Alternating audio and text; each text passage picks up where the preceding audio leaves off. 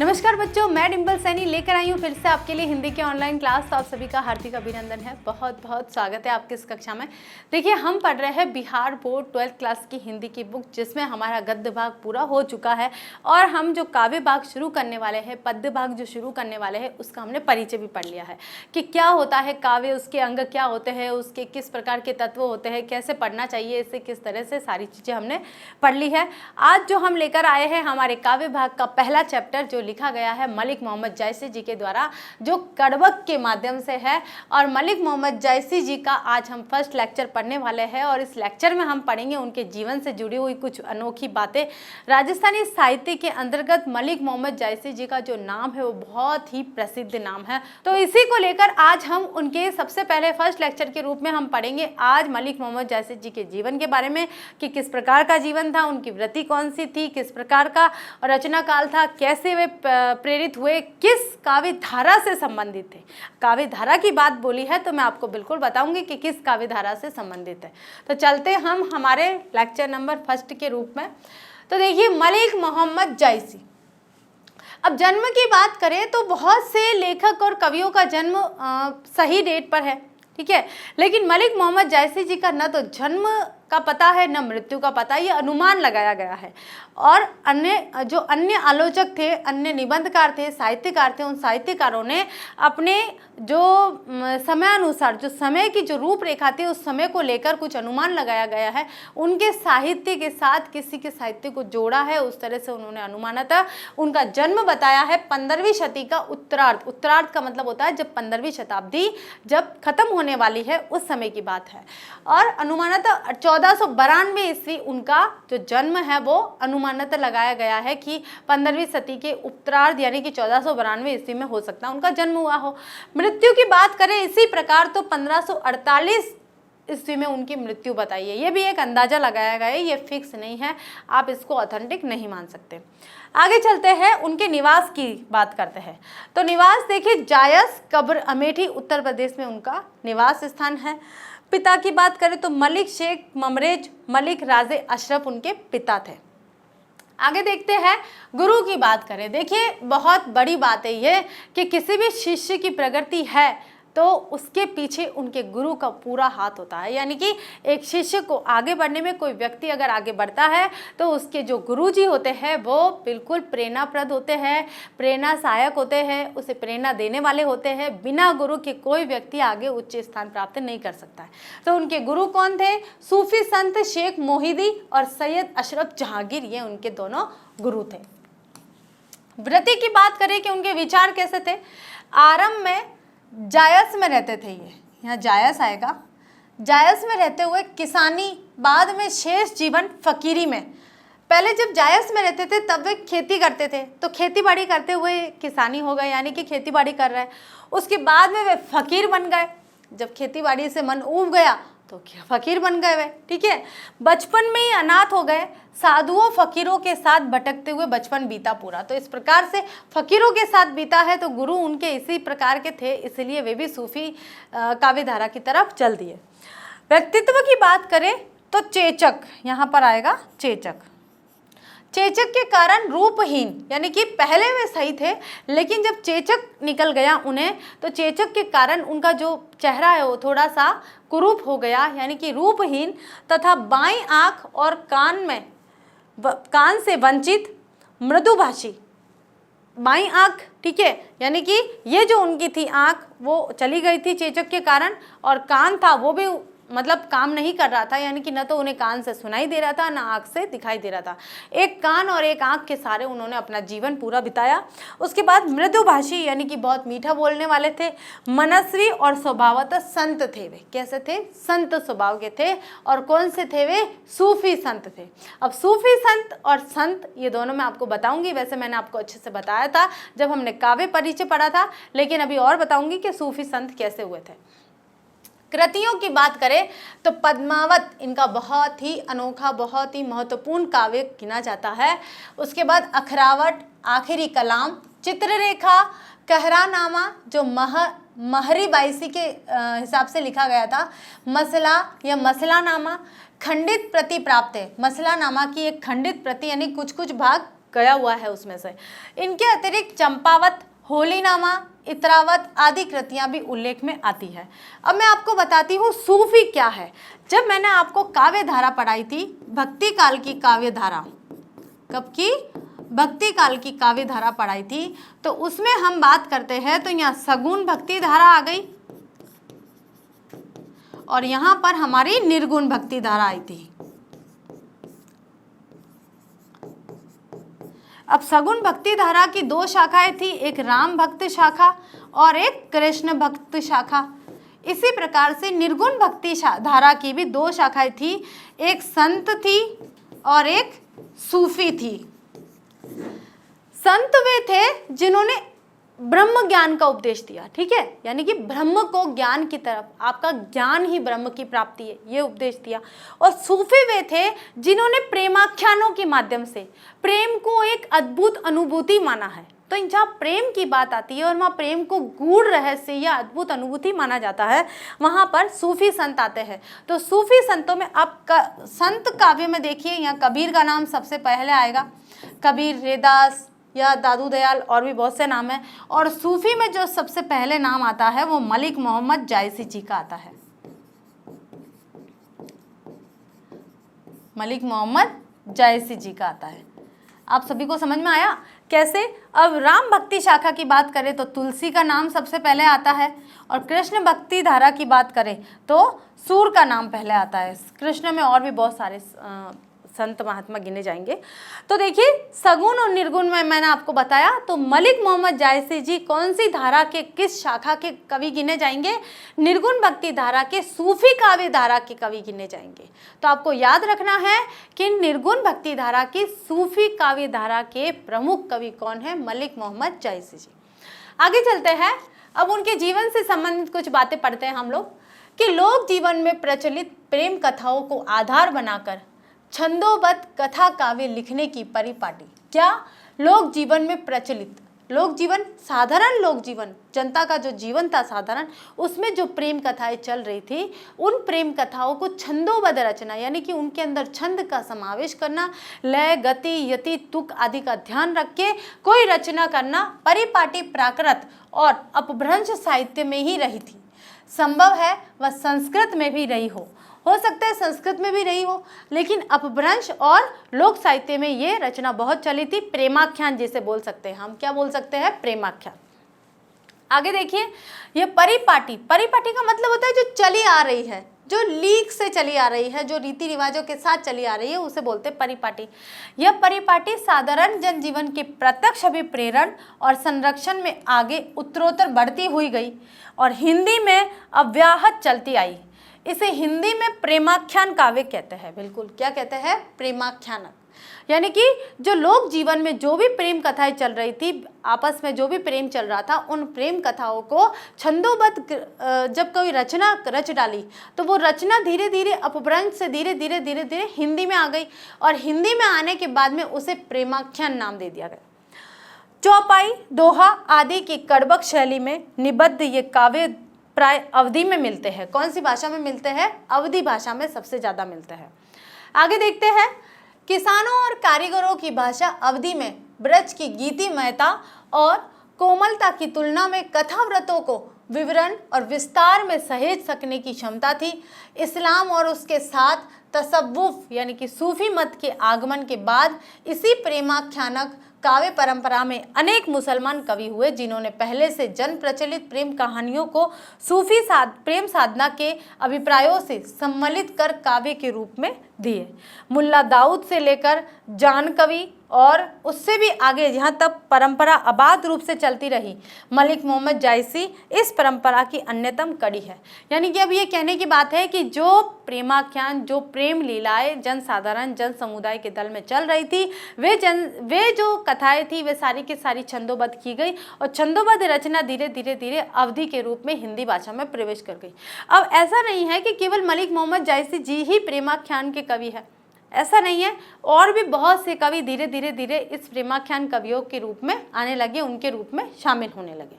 आगे देखते हैं कि जायसी के लिखे अनेक काव्य प्राप्त होते हैं। जो आचार्य रामचंद्र शुक्ल, डॉक्टर माता प्रसाद गुप्त आदि अनेक विद्वानों द्वारा अलग अलग जायसी ग्रंथावली नाम से संपादित किए गए हैं।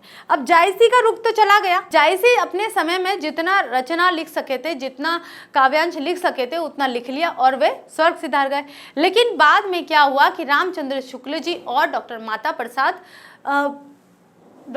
प्रसाद गुप्त, इन दोनों ने मिलकर क्या किया कि जायसी के जितनी भी ग्रंथ थे, जितने भी उनकी रचनाएं थी, उन सारी रचनाओं को उन्होंने एक ग्रंथ के रूप में संपादित किया, यानी कि ग्रंथ के रूप में लाया और कई नामों से जायसी ग्रंथावली के नाम से उसे प्रकाशित किया, संपादित किया।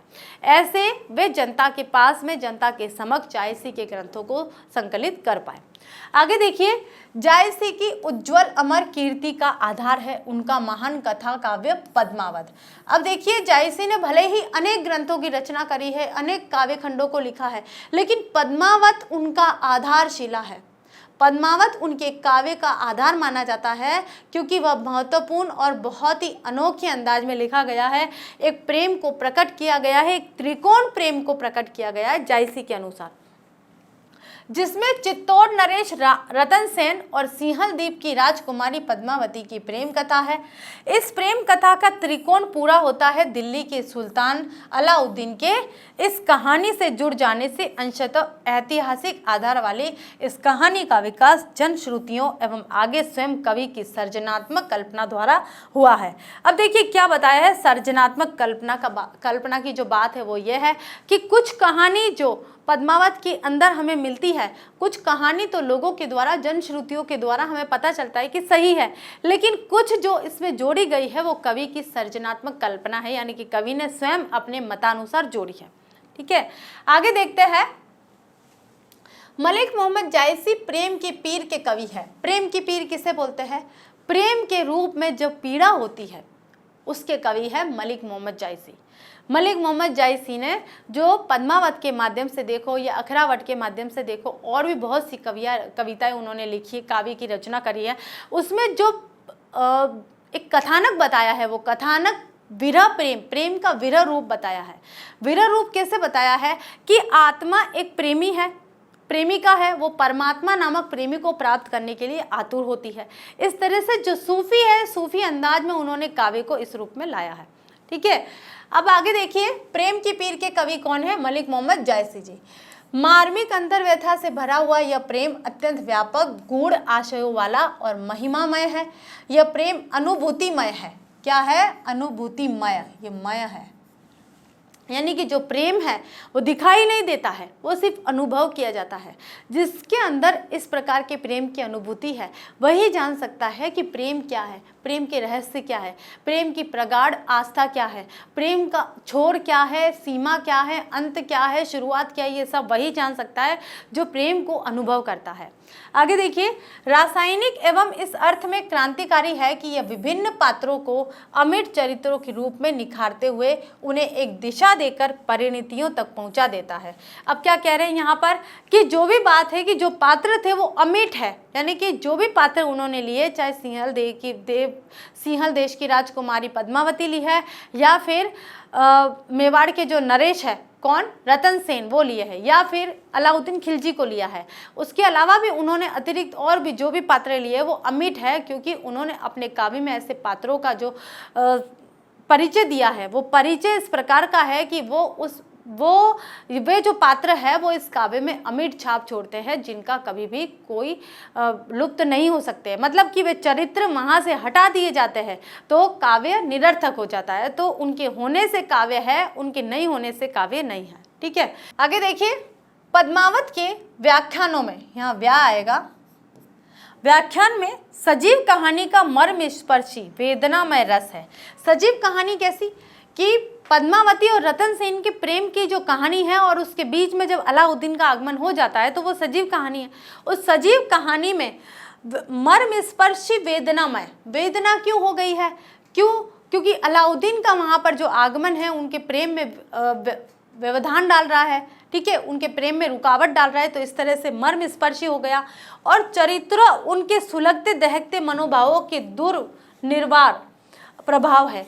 कैसे कि जो चरित्र है वो आपस में, रतन सिंह अलाउद्दीन को वहाँ से हटाना चाहते हैं, लेकिन अलाउद्दीन किसी भी प्रकार से, चाहे वो रतन सिंह को मार दे या फिर उनकी हत्या कर दे या फिर उनके देश को, उनके राज्य को जीत कर और वह ऐसे ही पद्मावती को प्राप्त करना चाहते हैं। तो एक दूसरे के प्रति होड़ लगी हुई है, एक दूसरे को दबाने की होड़ लगी हुई है, जो पाठकों श्रोताओं को अपने में लपेटे रहते हैं कि वो जो कथानक है कड़बक के द्वारा, जो मलिक मोहम्मद जायसी जी ने पद्मावत में जो कथानक दिया है, वो कथानक ऐसा है कि पद्य को पढ़ते, कड़बक जैसे पद्य जैसे ही है ये, कि कड़बक को पढ़ते समय आपको ऐसा नहीं लगेगा कि आप कथानक से हट रहे हैं।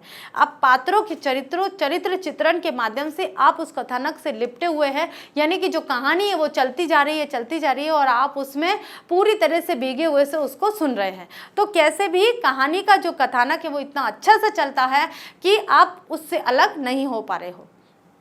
आगे देखिए, इस प्रेमाख्यानक काव्य द्वारा विद्वेष और कलह के उस यंत्रणामय कठिन समय में धार्मिक, सांस्कृतिक, सामाजिक सद्भाव और साझेदारी की एक ऐसी जमीन जायसी ने तैयार की जो हमारी बहुमूल्य विरासत का हिस्सा है। जायसी की इस प्रेम कहानी में प्राणों का प्राणों से, हृदय का हृदय से, मर्म का मर्म से और जीवन विवेक का जीवन विवेक से ऐसा मानवीय मेल है जो उनकी काव्य को बहुत ऊंचा उठा देता है और उसमें व्यापकता और गहराई एक साथ ला देता है। खांड जैसी मीठी और खालिस अवधि में लिखे गए इस काव्य में कवि की विशाल हृदयता, मार्मिक अंतर्दृष्टि और लोक जीवन के विस्तृत ज्ञान की अभिव्यक्ति हुई है। यानी कि यहाँ देखिए जायसी जी ने क्या करा है कि उनकी जो कहानियाँ हैं, उनकी जो प्रेम कहानी है, उन प्रेम कहानी में प्राणों का प्राणों से प्रेम बताया है, हृदय का हृदय से प्रेम बताया है, मर्म का मर्म से, अगर मर्म है, कोई दुख है तो उसके ऊपर एक और दुख बताया है, जीवन विवेक का, यानी कि जीवन में कोई विवेक वाली जो शक्ति है उसका दूसरे जीवन विवेक से कोई शक्ति का तारतम्य बताया है। इस तरह से उन्होंने यहाँ पर काव्य को और ऊंचा उठाने का प्रयत्न किया है और इन सारी विशेषताओं के कारण उनका जो काव्य है वो सही में बहुत ऊंचा उठकर आया है। इसके साथ ही खंड जैसी मीठी और खालिस अवधि में लिखे गए इस काव्य में कवि की विशाल हृदयता, मार्मिक अंतर्दृष्टि, यानी कि उनका जो हृदय है वो कितना विशाल है वो पता चला है। मार्मिक अंतर्दृष्टि यानी कि उनकी अंतर्दृष्टि कितनी दुख भरी है वो बताई है यहाँ पर, और विस्तृत ज्ञान की अभिव्यक्ति हुई है। इससे पता चलता है कि जो मलिक मोहम्मद जायसी है वो कितने ज्ञानी थे। आगे देखिए, यहाँ प्रस्तुत दो कड़बक अलग अलग संकलित है। ये पद्मावत के क्रमशः प्रारंभिक और अंतिम छंदों में से है, किंतु कवि और काव्य की विशेषताएं निरूपित करते हुए दोनों के बीच एक अद्वैत की व्यंजना करते हैं। प्रारंभिक तिखंड में से लिए गए प्रथम कड़बक में कवि एक विनम्र स्वाभिमान के साथ अपनी रूपहीनता और एक आंख के अंधेपन को प्रकृति प्राप्त दृष्टांतों द्वारा महिमा मनवित करते हुए रूप से अधिक अपने गुणों की ओर हमारा ध्यान खींचते हैं। अब इस पहले कड़बक में क्या बताया है कि जो कवि है मलिक मोहम्मद जायसी जी, उन्हें चेचक हो गया था और चेचक के बाद उनकी एक आंख जो है वो चली गई थी और एक कान भी चला गया था, यानी कि कान से वह उनको सुनाई नहीं देता और एक आंख से उन्हें दिखाई नहीं देता है, तो एक भाग उनका पूरी तरह से समाप्त हो गया था। और उसके बाद में जो उनका रूप है वो भी हीन हो गया था, चेचक की वजह से उनकी जो सुंदरता है वो चली गई थी, कुरूपता आ गई थी। तो उन्होंने ये बताया है कि भले ही मैं दिखने में कैसा ही हूँ, भले मेरा रूप कुरूप है, मेरे अंदर किसी प्रकार का कोई आकर्षण नहीं है, मेरी एक आंख नहीं है, मेरा एक कान है जिससे मुझे सुनाई नहीं देता है, इससे क्या फ़र्क पड़ता है, लेकिन मेरे अंदर इतना गुण है, मैं गुणों की खान हूँ। तो मुझे ऐसा लगता है ये जो बाहरी दिखावा है ये महत्वपूर्ण नहीं रखता है, किसी भी मनुष्य की आंतरिक गुण महत्वपूर्ण रखते हैं। ठीक है, तो ये चीज़ उन्होंने यहाँ बताने की कोशिश की है। इन गुणों के कारण पद्मावत जैसे मोहक काव्य की रचना हो सकी है। कैसे गुणों के कारण कि वे दिखने में कुरूप थे, कैसे भी थे, लेकिन उनके अंदर कैसे गुण थे, इसलिए ऐसे प्रतिभावान काव्य की रचना की गई है, ऐसे मनमोहक काव्य की रचना की गई है जिसका नाम पद्मावत है। आगे देखिए, अंत के उपसंहार खंड से लिए गए द्वितीय कड़बक में कवि अपने काव्य और उसकी कथा सृष्टि के बारे में हमें बताते हैं। वे कहते हैं कि उन्होंने इसे रक्त की लेई लगाकर जोड़ा है, जो गाढ़ी प्रोति के नयन जल से भिगोई हुई है। अब न वह राजा रतन सेन है और न वह रूपवती पद्मावती रानी, न वह बुद्धिमान सुआ है और न राघव चेतन या अलाउद्दीन है। इनमें कोई आज नहीं रहा, किंतु उनके यश के रूप में कहानी रह गई है। फूल झड़कर नष्ट हो जाता है पर उसकी खुशबू रह जाती है। कवि ये कहना चाहता है कि एक दिन वह भी नहीं रहेगा पर उसकी कीर्ति सुगंध की तरह पीछे रह जाएगी। कौन सी कीर्ति? ये काव्य, ये जो काव्य खंड उन्होंने लिखा है, ये सुगंध की तरह हमेशा पीढ़ी दर पीढ़ी उनको पढ़ा जाएगा, उनको समझा जाएगा, उनको जाना जाएगा। तो ये जो कीर्ति है उनकी हमेशा रहेगी काव्य रचना की। जो भी इस कहानी को पढ़ेगा वही उसे दो शब्दों में स्मरण करेगा। कवि का अपने कलेजे के खून से रचे इस काव्य के प्रति यह आत्मविश्वास अत्यंत सार्थक और बहुमूल्य है कि मैं भले रहूं ना रहूं, उनके जो कहानी है, उनकी पद्मावत कहानी और पद्मावत कहानी के जो पात्र हैं वे भी नहीं रहे, स्वयं मलिक मोहम्मद जायसी जी भी नहीं रहे, लेकिन उनके द्वारा लिखी गई जो काव्य है पद्मावत, उनको जो कीर्ति प्रदान करी थी वो कीर्ति आज भी स्थायी रूप से है। आगे देखते हैं, विजय देव नारायण शाही जी के द्वारा लिखा गया है जायसी जी के लिए कि जायसी के माध्यम से हिंदी साहित्य में न सिर्फ अपने युग की बल्कि युगों के भीतर कड़कती हुई मानवीय विषाद की तस्वीर देखी जाए, जिसमें निष्कलंक आदर्श भी है और बहुत कड़वे यथार्थ भी, झिलमिलाती यूटोपिया भी है और रिश्वतखोरी पर चलते हुए कारागार भी है, सत और साका भी है और छल से भरा हुआ विध्वंसकारी राजहट भी है। इस कवि की निर्मलता इसमें नहीं है कि जायसी सिर्फ चुनी हुई निष्कलंक चीज़ें देखते हैं, बल्कि इसमें है कि अच्छा बुरा जो भी है अपनी विविधता के साथ संपूर्ण परिदृश्य का अंग हो गया है। ये लिखा है विजय देव नारायण शाही जी के द्वारा। जायसी जी एक बहुत ही अपने युग के, अपने समय के महान कवि गिने जाते हैं, महान सूफी कवि गिने जाते हैं, जिन्होंने बिना किसी भेदभाव के उस कथानक को, जो चाहे रत्नसेन की बात हो, चाहे अलाउद्दीन की बात हो, चाहे राघव चेतन की बात हो, चाहे किसी की भी बात हो, साके की बात हो या सत की बात हो, सभी तरह की बात हो, तो उन्होंने यहाँ पर बहुत अच्छे से प्रदर्शित किया है। पद्मावत कहानी को यहाँ बहुत अच्छे से प्रदर्शित किया है और पद्मावत कहानी के ही यहाँ पर हम हमारी जो पाठ्यक्रम है कड़बक में, उसमें दो पद्यांश आए हुए, दो कड़बक आए हुए हैं। जो एक कड़बक है जो प्रारंभिक पद्मावत के प्रारंभिक कविताओं में से लिया गया है और जो दूसरा कड़बक है वो अंतिम तीसरे कहानी में से लिया गया है। तो पढ़ेंगे हम, उसके बाद में देखते हैं। तो ये थी हमारे विजय देव नारायण शाही जी के द्वारा लिखे गए ये आदर्श वचन थे जो मलिक मोहम्मद जायसी जी के लिए लिखे थे। ठीक है, तो इसी के साथ देखिए आज हमारा मलिक मोहम्मद जायसी जी का जो जीवन परिचय है वो पूरा हुआ है। लेकर आते हैं नेक्स्ट लेक्चर में हम उनके दोनों कड़बक की सप्रसंग व्याख्या और बताऊंगी आपको कि सप्रसंग व्याख्या कैसे करते हैं, उसको कैसे एग्जाम में अटेंड करते हैं, कैसे उसका प्रसंग लिखते हैं, संदर्भ लिखते हैं, व्याख्या करते हैं और निष्कर्ष निकालते हैं। तो सारी चीज़ें लेकर हम फिर से आते हैं। तब तक के लिए थैंक यू।